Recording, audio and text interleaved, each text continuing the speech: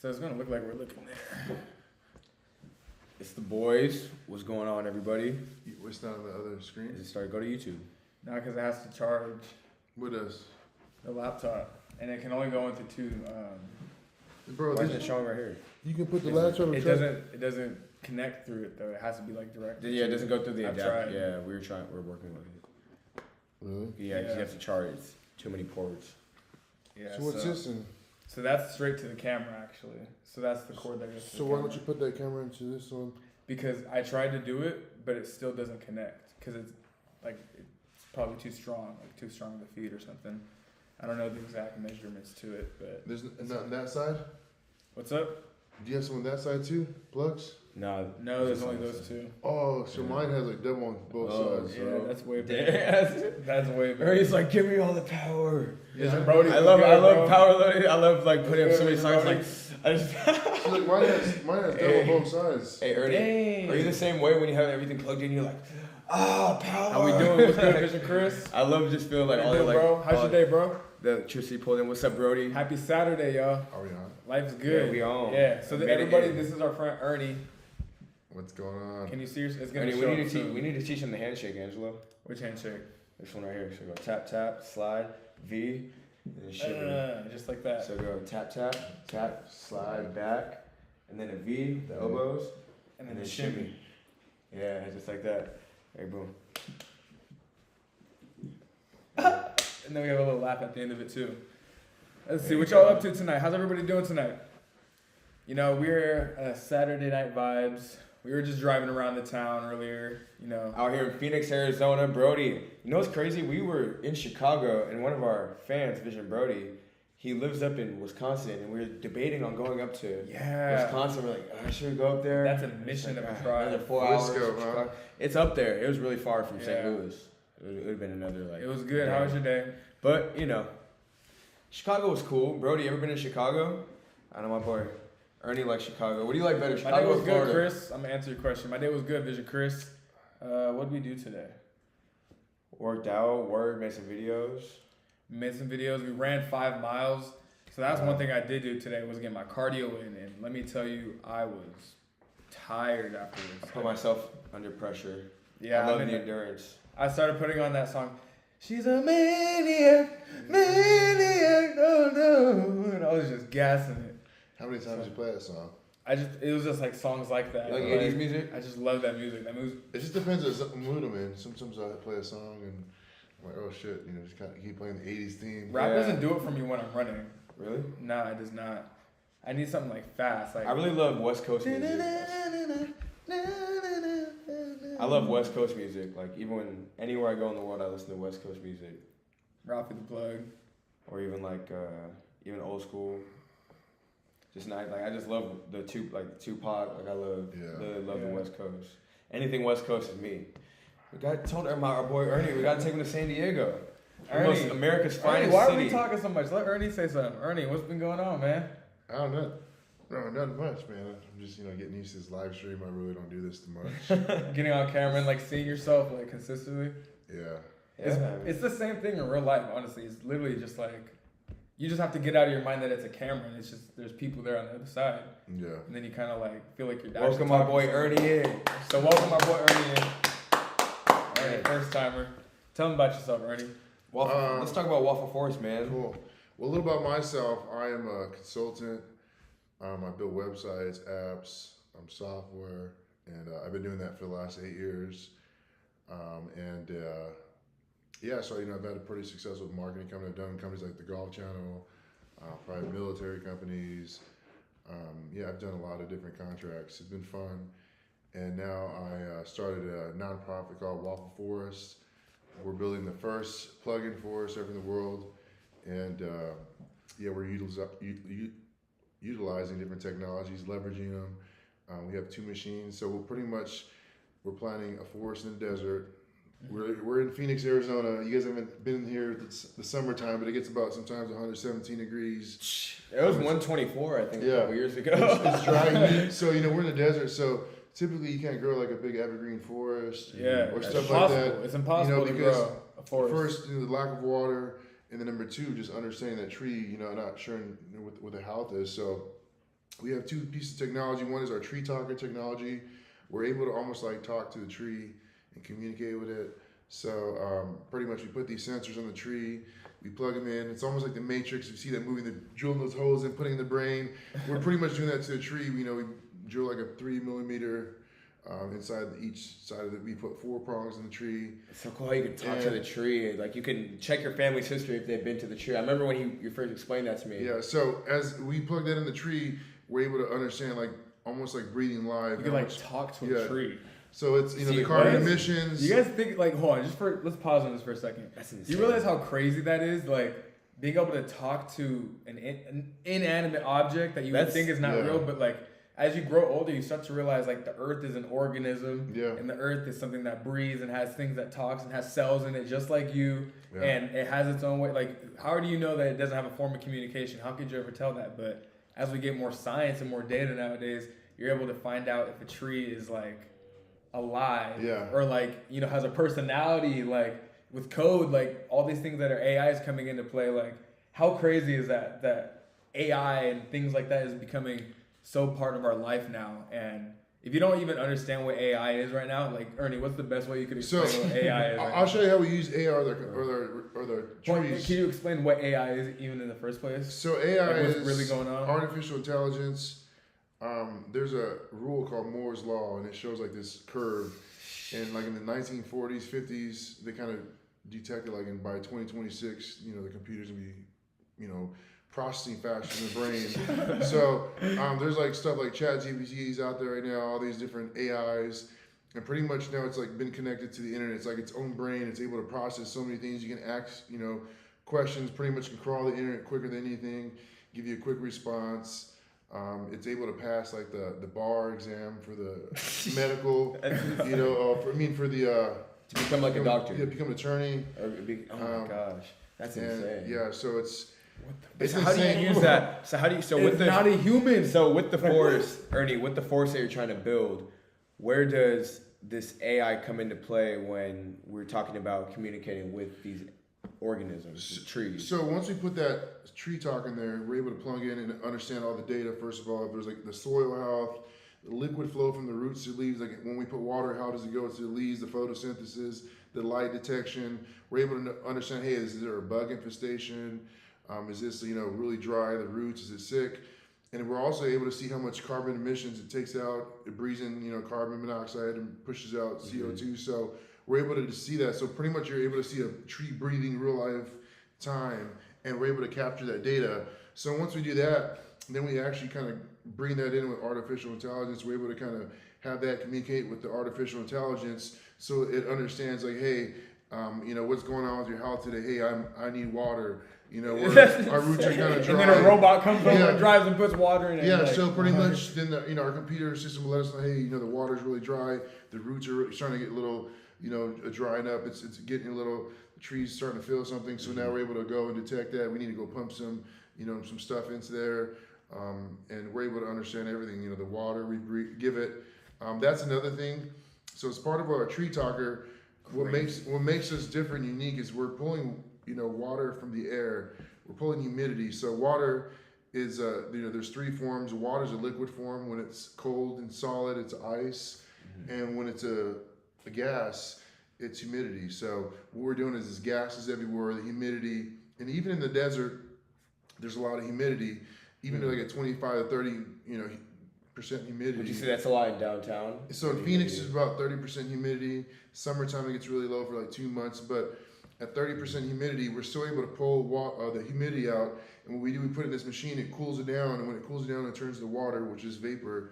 So our machine does about 150 gallons a day right now. We're pulling from the air, so we're extracting it from the air, and we're making this water. So isn't that crazy? Crazy. There's water in the air, and you have machines that can gather it. It has to be collected. So now from my laptop here, we're able to come in and say, hey, I can see the total health of our forest right now. We can, we need it watered every single day. We're pulling water from the air. We can water everything electronically. Now we can actually go and build a forest, because it's not building a forest, but it's sustainability. How do you build something long term, and how, especially in the desert. So we'll be the first plug-in, self-efficient, eco-friendly forest in the world. So it's Wow, exciting. it's So insane. we're working That's with a lot of incredible. great people, universities. Wait, what? No, you said you didn't like. There's one university. that you There's didn't one like. university, boy. What did he say? So we're working with a couple. We're working with Riccardo Valentini. He won the Nobel Peace Prize in 2007, and so he built the Tree Talker. So we're building one with him. Mhm. So we've been building it like we're in Arizona, so like Northern Arizona University, ASU, University of Arizona. And when I started this project, I wanted to build an evergreen forest. And I started getting universities and everybody walk before us, our team, and people like, hey, Ernie, we should just like listen to the experts, the PhD scientists.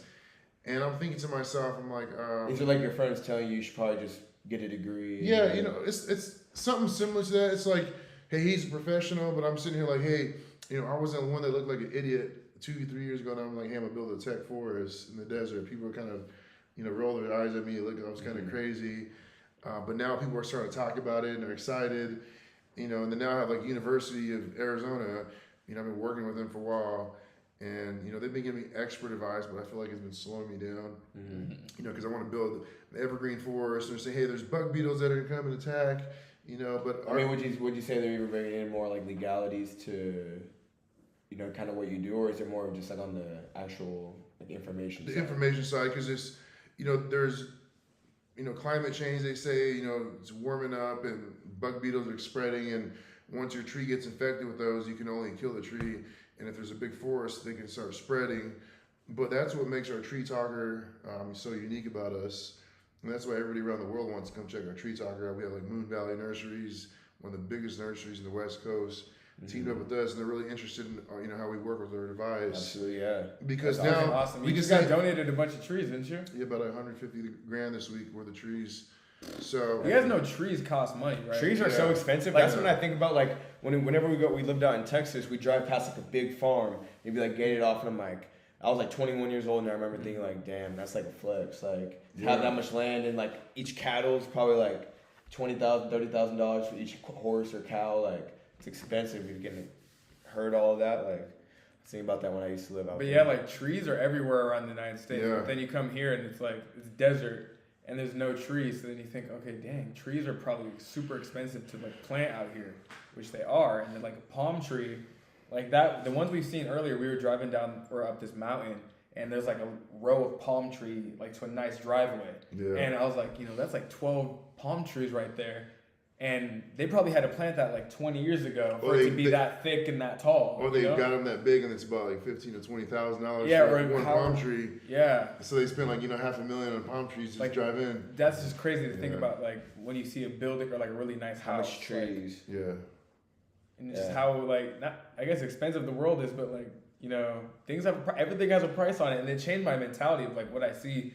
Like this has a price to it, this has a price to it, this has a price to it, this has a price to it. Like everything has a price to it, and so you just have to realize like, are you willing to pay the price? yeah. That's interesting. Yeah, it's interesting to think about. But one more thing about our forests before we move on Yeah. is so that's what we're doing with our forests, our atmospheric water generator. That's what we call it, that machine we pull the water from. And so we're going to be like in the we're a bunch of magazines, Forbes. We're going to be in Forbes in the next year or so. And we're going to, like I said, I did it because I'm not trying to make money. I want to leave an impact. And more importantly, man, I want to do stuff that you can't. I was telling the University of Arizona guys, like, we just can't plant these trees. I'm like, yes, we can. That's what our technology does. And I'm thinking like, hey, if we're able to come in and make a baby with colored eyes and do all this kind of crazy stuff, like, why can't we go plant a forest in the desert? But now I got like people from like Saudi Arabia, Middle East reaching out, and they're interested in like, hey, you can plant a forest in the desert.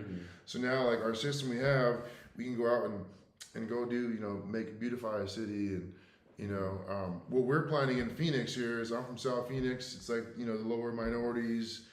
And back in the day, it's like the landfill is where I grew up, and it's all these toxic spills, shut down for years. So right now we're trying to go get a 200-acre landfill, 230 downtown Phoenix, and we're gonna go put a forest there. So we just got a bunch of trees for our donations. We're running our pilot program this week, and we're excited. I see. Where did you get the name Waffle from? Because it sounds so like inviting. Like Waffle Forest, like morning time, fresh morning. How I've dew. seen the thing in the newspaper that you were in. Where did the name the waffle waffle come from? looks cool. It's like I don't know, so I was up in South Mountain, just like this big highest peak of the mountain, Phoenix, and Phoenix is a big, what do they call it? A big valley. And so I'm looking down, you can see everything, and there's this pollution. I'm like, I'm one of the greatest marketers. I know I can leave an impact, do something great. I'm like, I need to put a forest, take all this smog down. I'm like, cool, I'm gonna go build a forest. So I went home and I'm like, hey, I'm building a forest. Told my girlfriend, hey, let's jump online. We started trying to think of some names. I got a name generator, and it's like waffle. I'm like, ooh, waffle forest. I'm like, there you go. That's it. I mean, really think too much of it. Yeah. And but now Did you knew it was gonna be a forest though? Yeah. Or you just put in like keywords, like kind of.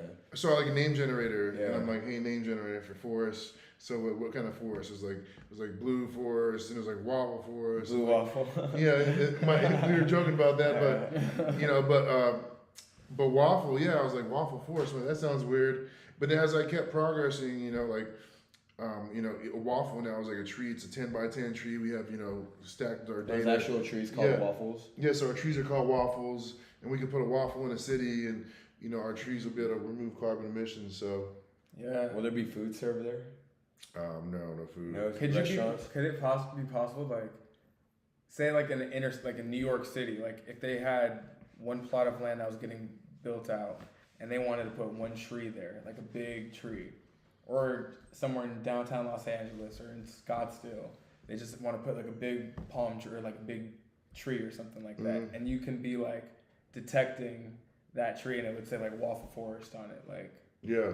So, Like that's what I have a vision of it. Like, so yeah, we're gonna go to different places, but we have a machine called like a direct air capture unit. We're trying to contract and build our own. But like a redwood tree, like you would Yeah. like have like that you could just plant a redwood tree somewhere. Like, Yeah, well, that's one of the big trees where we really want to bring in a redwood. that'd be And, insane. because the first couple of years you really need to give give see them that shit. a lot of water. But yeah, but I want to bring in like a big redwood, like maybe like a 10 or 15-year-old, and to bring in a big semi. How tall is a redwood tree? How old are they? They can, a lot of years old, so that's when I get something like 20 years Is it even old. possible to dig one of those out? They have farms. Redwood? Yeah, they have farms. On Redwood. redwood farms. I mean, we had a 20-foot tree come in this week, so What's the height of a redwood tree?